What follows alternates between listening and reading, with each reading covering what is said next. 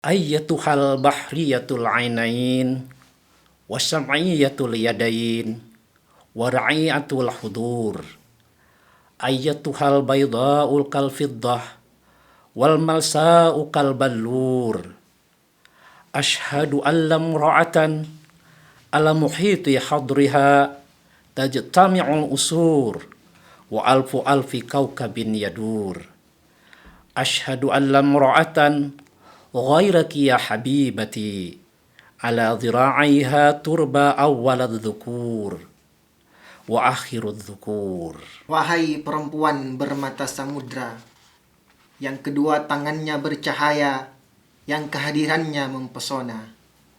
Wahai yang putih, seputih perak, dan berkilauan bagaikan kristal, aku bersaksi tiada perempuan pada samudra dekapannya berkumpul segala masa. Ribuan galaksi berotasi.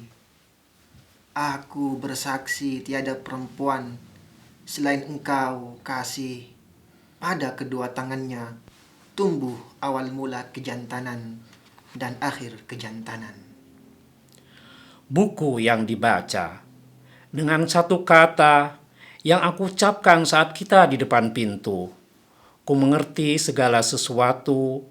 Ku mengerti melalui jalan perpisahan, melalui kekeluhan mulut dan bulu mata. Ku mengerti bahwa aku tak akan kembali. Selain mengambil kartu identitas yang tertinggal di bawah pintu, aku mengerti, Dara, bahwa buku itu telah tuntas kau baca. Al-kitabul makru bi kalimatin wahidah lafadtuha wa nahnu 'indal bab. Fahimtu kulla syai'. Fahimtu min tariqatil wada' wa min jumudis saghri wal ahdab. Fahimtu anni lam a'ud akthar min bitaqatin tutraku tahtal bab. Fahimtu ya sayyidati annaki qad faragti min qira'atil kitab. Oke, aduh teman-teman sekalian, itu tadi adalah puisi Nizar Qabbani ya. Puisi ini diterjemahkan oleh saudara Muspikur Rahman, ya Mas Muspikur Rahman ya. Jadi pada edisi yang ke-20 TTM ini, bukan teman tapi mesra ya, saya Heru Salim akan mengajak Mas Muspik ini ngobrol soal Nizar Qabbani ya, sastra Arab dan hal-hal yang belum kita ketahui gitu ya. Oke, wah keren banget puisinya Mas ini Mas. Bisa nerjemahkan ini Mas Muspikur ini menerjemah ini, aku bersaksi tiada perempuan selain engkau. Waduh, dahsyat sekali judulnya ini. Memang bahasa Arabnya juga persis seperti itu ya. Asyhadu allam ra'atan illa anti gitu. Nah, ini juga ada terjemahan yang lain, tanah yang terjajah. Ini Nizar Qabbani juga gitu ya. Kemudian kalau ini bukan Nizar Qabbani ya, tapi Faruk Juwaida. Jadi Mas Muspik ini memang penerjemah puisi-puisi Arab modern ke dalam bahasa Indonesia ya. Salah satu penerjemah yang menurut saya sangat baik sekali menerjemahkan puisi-puisi Arab, Nizar Qabbani dan lain-lain ke dalam bahasa Indonesia. Oke, Mas Muspik, mungkin saya ingin tahu dulu nih, Mas Muspik ini dulu sekolahnya di mana kok bisa tertarik puisi Arab itu? Kalau latar belakang ya Mas, itu sebenarnya ini berangkat dari mungkin kesadaran kultural gitu kan. Iya. Dimana kebetulan saya belajar di Pondok Pesantren An-Nuqayyah. Ya. Jadi masa remaja mulai dari SMP sampai perguruan tinggi itu saya habiskan di Pondok Pesantren An-Nuqayyah. An-Nuqayyah Sumeneb ya? Ya, di Sumeneb. Wah, An-Nuqayyah Sumeneb ini memang keren ya, Anda ini ya. Dan disitulah kemudian saya bisa bersentuhan dengan teman-teman yang mungkin karena secara kultur mereka banyak menggeluti dunia sastra, kesenian, dan otomatis saya tertarik gitu Mas. Tetapi karena kebetulan secara mungkin pendidikan saya pribadi di situ lebih kepada yang bahasa Arab gitu, di komplek bahasa Arab katakanlah seperti itu. Jadi otomatis kecenderungan itu saya bawa ke dalam dunia yang lebih luar, yaitu dunia Arab gitu. Ya kan, tapi kan di Indonesia kan banyak pondok pesantren belajar Ah, bahasa Arab, orang bisa bahasa Arab banyak sekali. Tapi iya. belum tentu loh suka, menyenangi atau bahkan tahu banyak tentang sastra Arab. Jadi sebenarnya jurusan S1-nya apa dulu Mas? S1-nya? S1 sebenarnya jurusan saya itu ilmu Quran dan tafsir, Ya bukan sastra Arab bukan kan? sastra Nah, sebenarnya. ya. Di pondok pun, kalaupun toh bahasa Arab, itu bahasa Arab yang orientasinya kepada agama gitu, Ya lebih pasti. kepada Ya. turath gitu, Ya. katakanlah seperti itu. Ya. Cuman di balik itu saya harus nyuri-nyuri waktu untuk belajar lah, untuk ya katakanlah mencari sendiri bahan-bahan yang dibutuhkan ya, dan akhirnya ya makin kesini makin tertarik gitu. Ya. Kapan selesai S1-nya Mas? Tahun 2017. Oh, berarti masih muda ya. Masih muda 2017. Sekarang S2 di UIN. di UIN, jurusan Jurusan Islamic Studies, Islamic konsentrasi kajian Timur Tengah. 2017 berarti kelahiran tahun. 94. Wah, masih muda sekali. Udah punya pacar belum, Mas? Hah? Enggak, ini beneran ini. Masih proses. Waduh, masih proses. Waduh, ini masih proses, masih Iya. ada kesempatan untuk ini ya, masih ada ini. Siapa tahu di ghosting nanti ya. Oke. Yang lebih viral Oke. itu, Mas. Iya, jadi masih muda sekali. Tapi kan artinya apa? Karena ada mentor-mentor ya, Mas, waktu itu di pesantren itu. Mentor pasti ada ya. Ya yang lebih kepada senior gitu yang mengajarkan kita tentang hal-hal yang sangat teknis tentang gramatikal, dan hal yang selebih dari itu ya kita harus belajar sendiri gitu, harus Iya. cari-cari sendiri gitu. Dan uniknya itu kami nggak pernah diarahkan harus jadi apa dan bagaimana ya, cuman kita diberikan kebebasan untuk berkreasi gitu sesuai dengan minat kita gitu. Kebetulan saya pribadi minatnya ke dalam terjemah gitu ya, akhirnya mulai dari situ secara otodidak. Ya. Kalau bahan-bahan waktu itu dapat dari mana bahannya ini? Kalau bahan-bahan kayak Referensinya. hazanah literatur bahasa Arab itu lebih open access sebenarnya, Oh, lebih karena mudah ya gitu. karena mudah. Nah, ini Mudah. beda dengan misalnya Literatur berbahasa Inggris ya, itu saya sudah. kebetulan dari sastra Arab, Mas, Heeh. satunya. Iya. Nah, waktu zaman saya 30 tahun yang lalu itu ya, 25 tahun yang lalu, susah sekali mencari karya-karya sastra berbahasa. Kalau karya agama banyak banget. Banyak sekali. Banyak banget. Nah, kenapa puisi itu ya? Jadi ini kan puisi tidak mudah menerjemahkannya, ya. Bagaimana itu ininya? Apalagi ini kan puisi bebas, Mas, bukan puisi yang ada atau gini, atau begini, yang ada wazannya itu metrum. Itu menurut Mas Muspik lebih susah yang metrum itu atau lebih susah yang bebas ini? Lebih susah yang bermetrum sebenarnya. Gitu ya. Nah, Hmm, makanya tidak banyak atau bahkan mungkin nyaris tidak ada yang dari klasik yang betul-betul terjemahannya bisa kita nikmati secara asik gitu. iya, betul. Karena selain, saya kira ada banyak faktor ya, selain mungkin karena teknis bahasa sudah sangat tidak memungkinkan untuk diterjemahkan, yang kedua faktor budaya gitu. Saya kira ada banyak jeda atau mungkin kita sudah mengalami keterputusan dengan budaya di mana puisi itu lahir gitu. Katakanlah misalkan imajinasi orang-orang klasik dari puisi-puisi jahiliyah itu kan lebih banyak kepada sektor alam, yang mereka menjadi objek utama. Kalau kemudian lebih spesifik kepada hal-hal yang bersifat unta gitu, kemudian kayak oase, padang pasir. Nah, dan kita kalau menerjemahkan itu susah menemukan apa ya, imajinasi yang pas dari pembaca kita. Bagaimana kita yang tropis mengimajinasikan pasir gitu. Padang pasir. Nah, itu kan susah gitu. Iya, betul.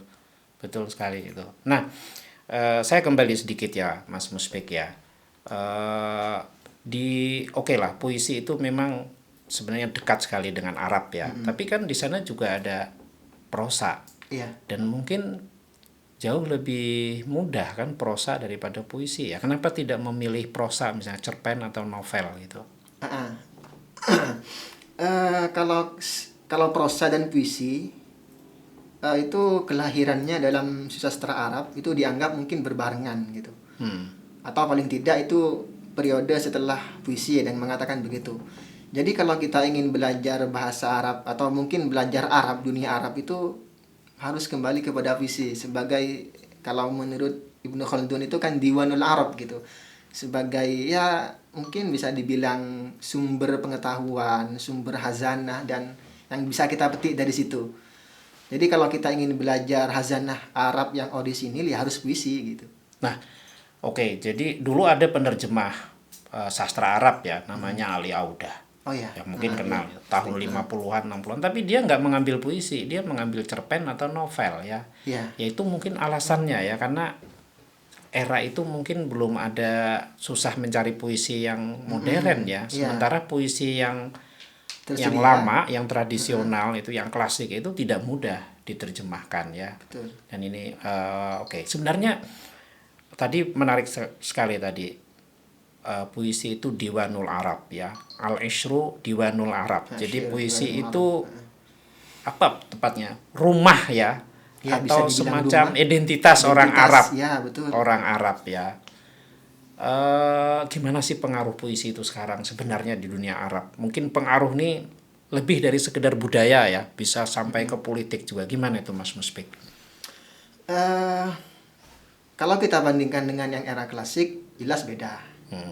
Karena nyaris di masa itu puisi itu benar-benar senjata, benar-benar segala-galanya gitu. Jadi kalau bangsa Arab klasik itu di antara perayaan terbesar yang harus mereka lakukan dalam kehidupan mereka adalah ketika muncul lahir seorang penyair gitu. Selain juga apa namanya? Selain juga merayakan kelahiran seorang anak laki-laki gitu kan.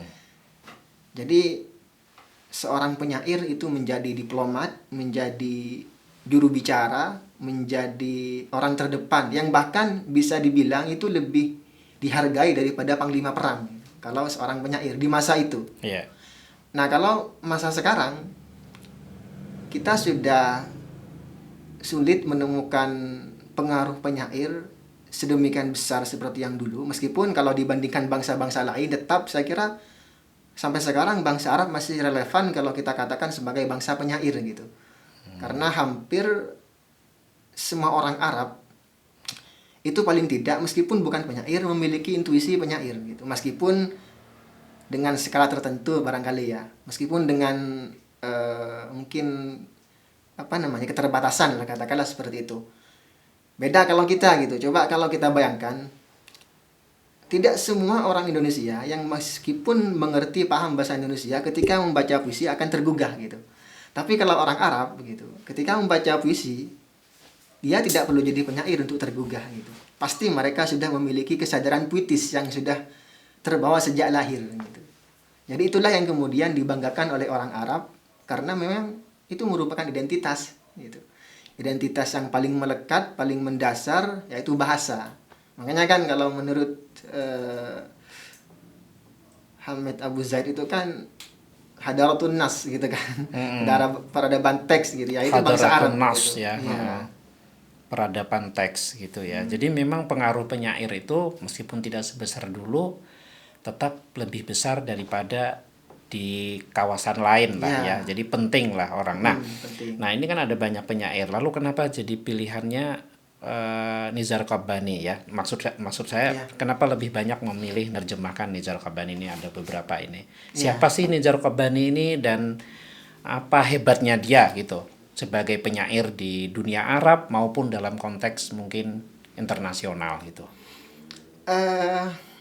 Saya pribadi secara subjektif pertama kali ketemu Nizar itu ya pas awal-awal kuliah sebenarnya sih. Dan itu perkenalannya karena membaca beberapa puisi-puisi cinta gitu. Dan puisi-puisi cinta itu menarik karena entah kenapa ketika saya baca itu beda dari puisi-puisi yang lain di zamannya gitu, di zamannya Nizar. Akhirnya saya coba menerjemahkan itu dan alhamdulillah sampai sekarang sudah ada beberapa. Dan kemudian yang terakhir ini politik Mas, yang ini. Jadi sudah berapa buku Mas Muspik nerbitin apa terjemahan itu? Kalau yang sudah jadi buku loh ya maksudnya. Buku ya. Hmm. Itu mungkin ada 13-an mungkin. Soalnya kan Selain ini ya, selain puisi juga saya juga nerjemah di beberapa penerbit lain gitu. Oh, tapi Nizar Qabbani juga. Enggak. Yang Nizar Kalau yang Qabbani Nizar ya, berapa? kalau yang Nizar itu ada sekitar 5 atau 4 Oh iya, ya, oke. sekitar itu ya. Ya, oke. Nah, tadi kenapa Nizar itu ya pentingnya apa Nizar itu dalam ini? Nizar itu seorang diplomat, selain juga penyair. Ya. Jadi saya melihat dia punya basic pengetahuan yang mumpuni dalam bidang politik.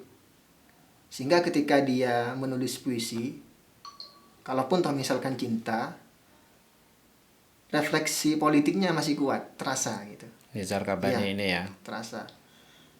Tetapi kalau kita misalkan membaca secara periodik, Nizar itu pada mulanya dia memang lebih mencurahkan hidupnya untuk menulis puisi cinta. Ya samalah seperti kebanyakan penyair di mana-mana Iya, seperti iya. itu. Tetapi kemudian karena dalam beberapa periode selanjutnya dia mengalami beberapa peristiwa seperti halnya ketika mbaknya ya, dia harus bunuh diri karena menolak perjodohan oleh orang tuanya gitu, dengan orang yang tidak sama sekali dia cintai. Jadi mulai dari situ dia mulai kritis melihat fenomena sosial, terus dia kembangkan sampai akhirnya terjadi pengeboman bunuh diri yang sampai menewaskan istrinya, Balqis Ar-Rawi itu yang sangat terkenal.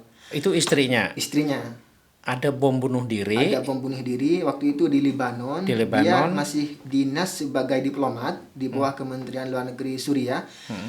Dan sejak itu dia semakin keras Mengkritik mengkritik Sosial.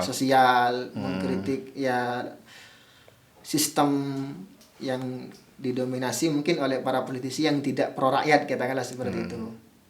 Nah, saya baca juga puisi-puisinya ada yang dilarang ya di dunia Arab ya. Iya. Ya, apa karena nakal atau karena kritis atau apa ya? Kalau yang asyhadu alla mar'ata itu pernah dilarang di Arab Saudi, entah kalau sekarang itu karena vulgar gitu. Karena vulgar. Iya, Kalau vulgar. kita yang baca tadi kan sebenarnya biasa ya. Apa karena ini apa karena ini semacam meniru atau sedikit memplesetkan Bisa, iya. kalimat tauhid ya. Iya. Jadi asyhadu alla ilaha illallah, dia jadi asyhadu alla alla mar'atan. muratan illa anti gitu kan. Jadi apa karena itu ya? Ya. Juga banyak diksi-diksi yang sangat erotis sebenarnya Mas di situ. Oh gitu ya. Iya. Ada sebuah kritikan sebenarnya, dan itu saya sangat hargai. Di situ saya masih menggunakan term kata untuk menerjemahkan kata nahdun atau sadyun yang artinya payudara, itu saya terjemahkan menggunakan buah dada di situ. Ada yang mengkritik, nah ini harusnya dibiarkan apa adanya dengan buah dada ya, payudara gitu. Biar lebih vulgar katanya seperti itu. Sehingga saya tidak terkesan ikut campur dalam bahasa yang dikehendaki Nizar gitu. Dan saya terima itu. Dan setelah itu ada masukan seperti itu ya, saya biarkan apa adanya. Di luar itu sebenarnya Mas Muspik juga nulis puisi dalam bahasa Indonesia nggak? Pada hakikatnya saya memang penyair juga. Penulis puisi saya pada kira, masanya. Saya kira ini juga sangat membantu Anda menerjemahkan ya, asal atau tidak waton jadinya ya. Oke.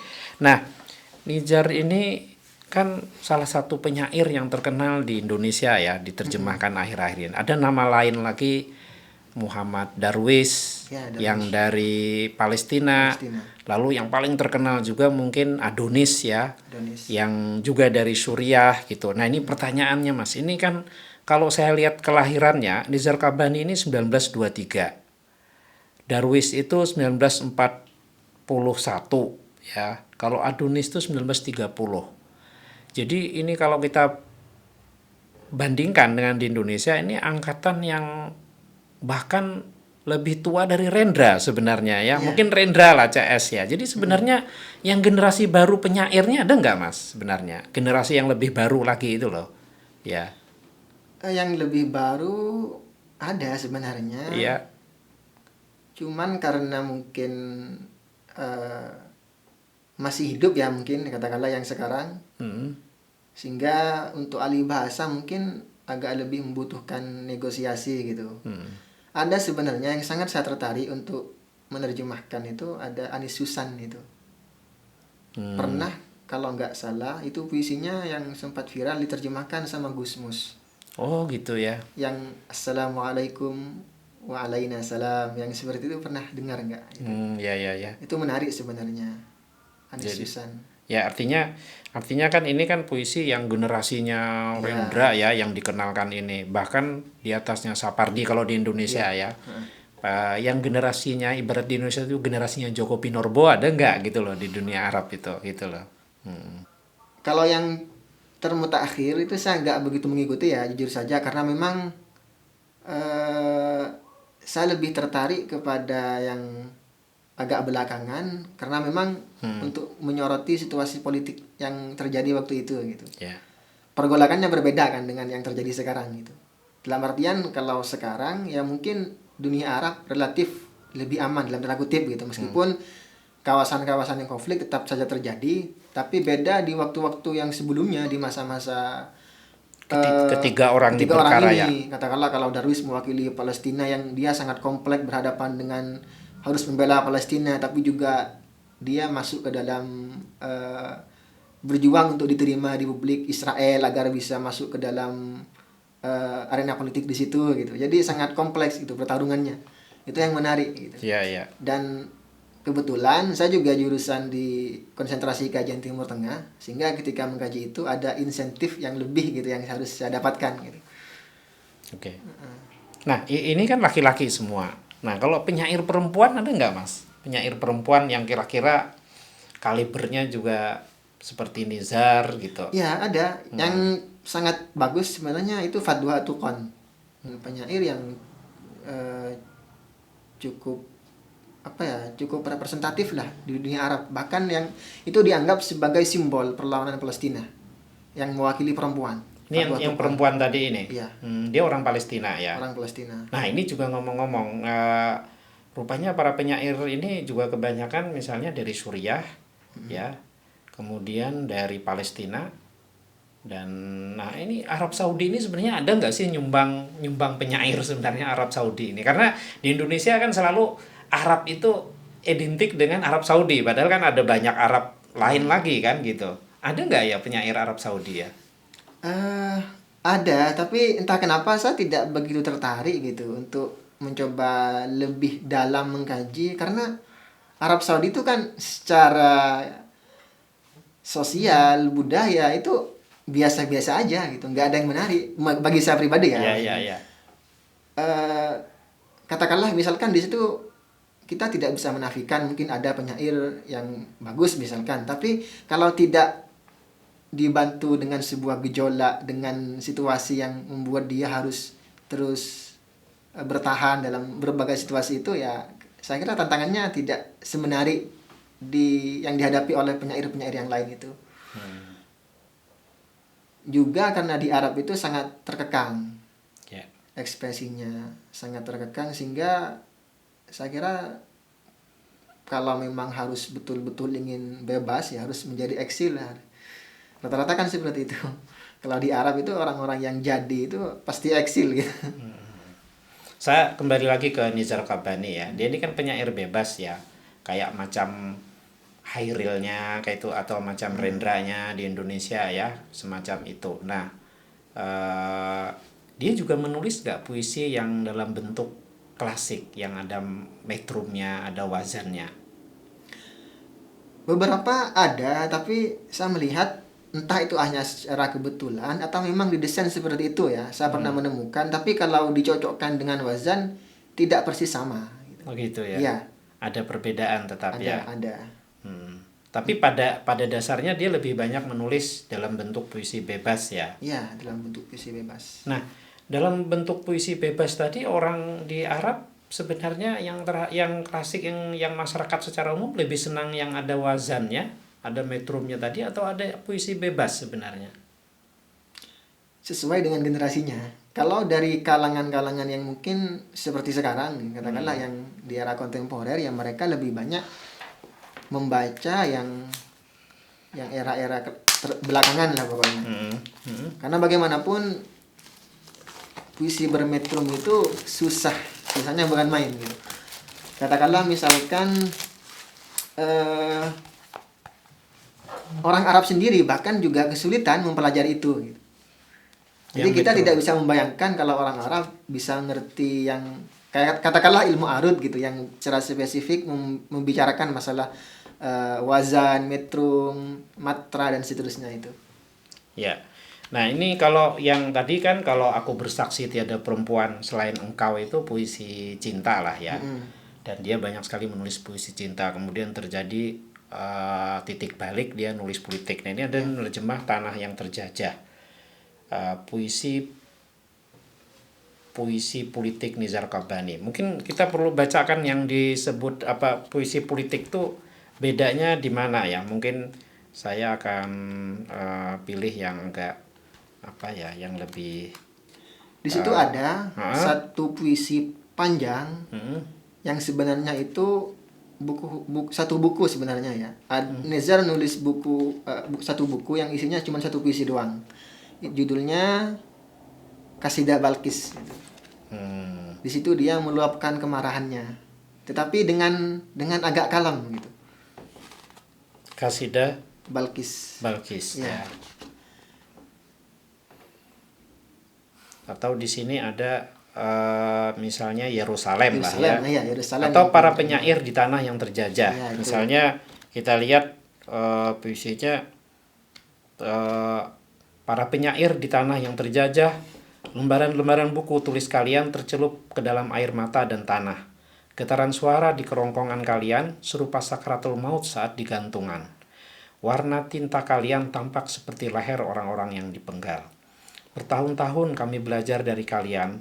Kami adalah kumpulan penyair yang kalah. Kami adalah orang-orang yang diasingkan dari sejarah, juga dari kesedihan orang-orang yang sedih.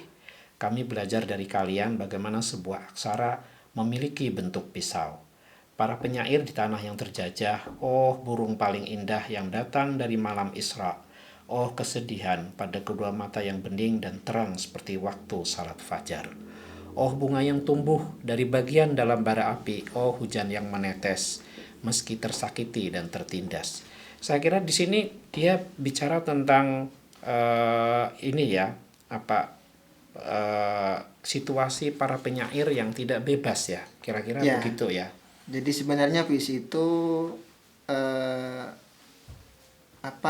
Nizar seperti meratapi dirinya sebagai penyair yang kalau dibandingkan dengan penyair-penyair sebelumnya yang sudah pernah berjuang gitu melawan penindasan, ini tidak seberapa gitu.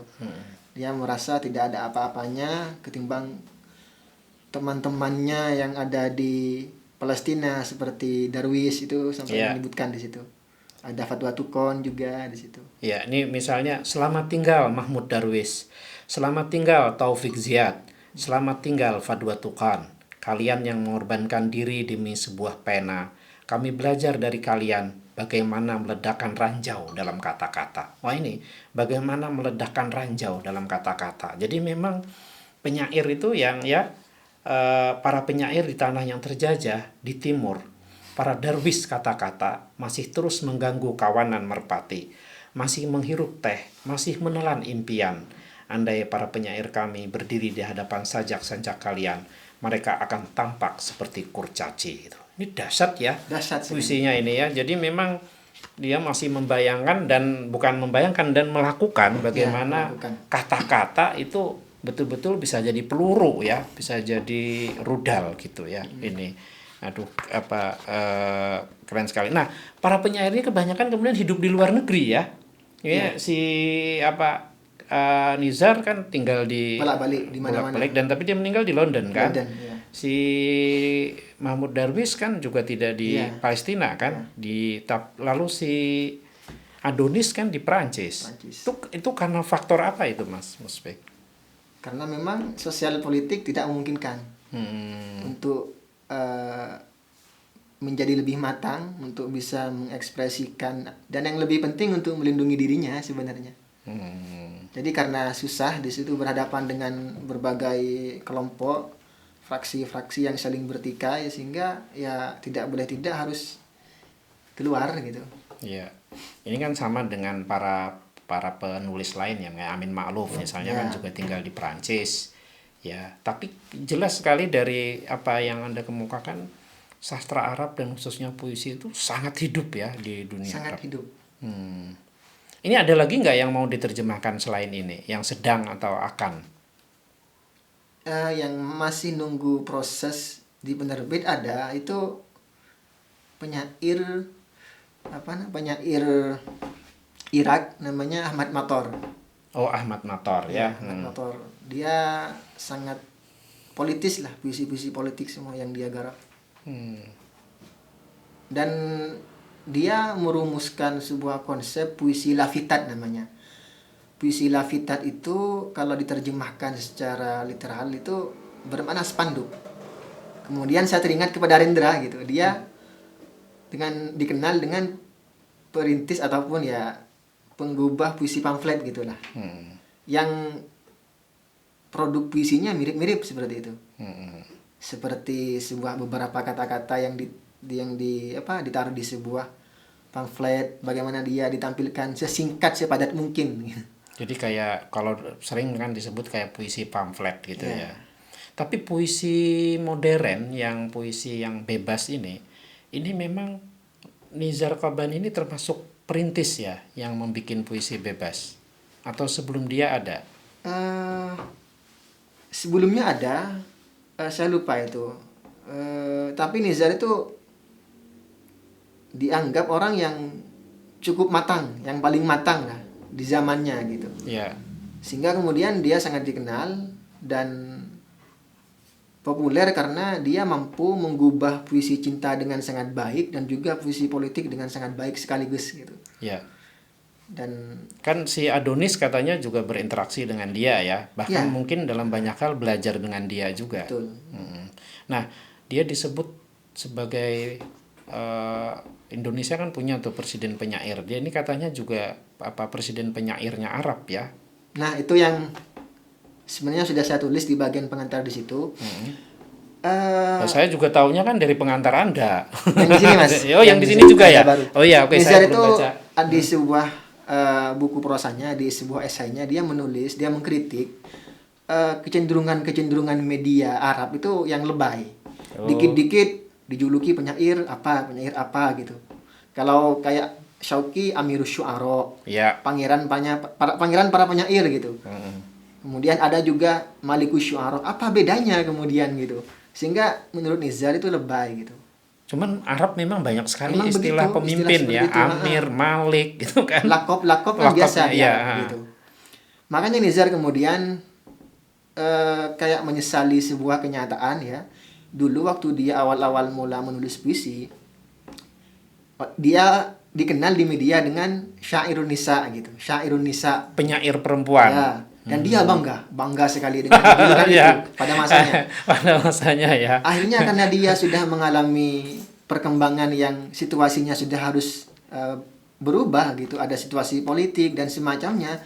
Ketika dia mengubah puisi politik, orang tetap mengenal dia sebagai Syairun Nisa Syairun itu Nisa. penyair Dan dia terganggu perempuan. dengan itu Iya, ya. karena sangat membatasi kreativitas. Makanya dia menyalahkan media-media itu.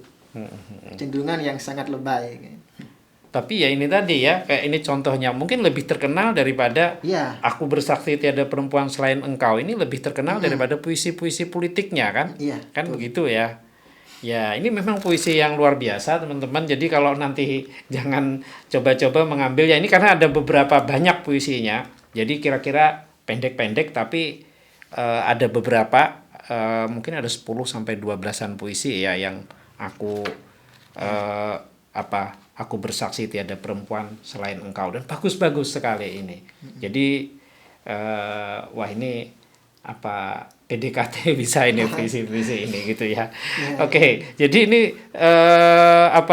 katanya dicetak berulang-ulang juga kan dibanding buku-buku dia yang lain kan. Buku ini lebih laris dan sampai sekarang pun masih diburu di Arab sana puisi ini, dan memang sekali lagi karena di judulnya aja sangat kuat sekali dan mungkin akan terus menjadi legenda judul puisi ini. Asyhadu alla mra'atan illa anti. Aku bersaksi tiada perempuan selain engkau. Ah, ini dia. Jadi inilah saya kira bincang-bincang kita dengan Muspik sangat menarik sekali bagaimana dunia sastra Arab itu, dan ini saya kira akan menjadi hal yang menarik karena kita taunya Arab tuh selalu kaitannya dengan agama ya, mungkin karena Islam dari Arab, dan kita juga bahasa ritual kita, bahasa agama kita dalam bahasa Arab. Padahal dunia perpuisian di sana, dunia sastra di sana sangat menarik untuk diteliti, untuk diterjemahkan, bahkan untuk kita pelajari bersama-sama. Demikian teman-teman sekalian, TTM kita edisi ke-20 ini. Terima kasih Mas Muspik atas kedatangannya, juga atas sharingnya yang sangat luar biasa ini. Salam, sampai ketemu lagi. Oke, salam.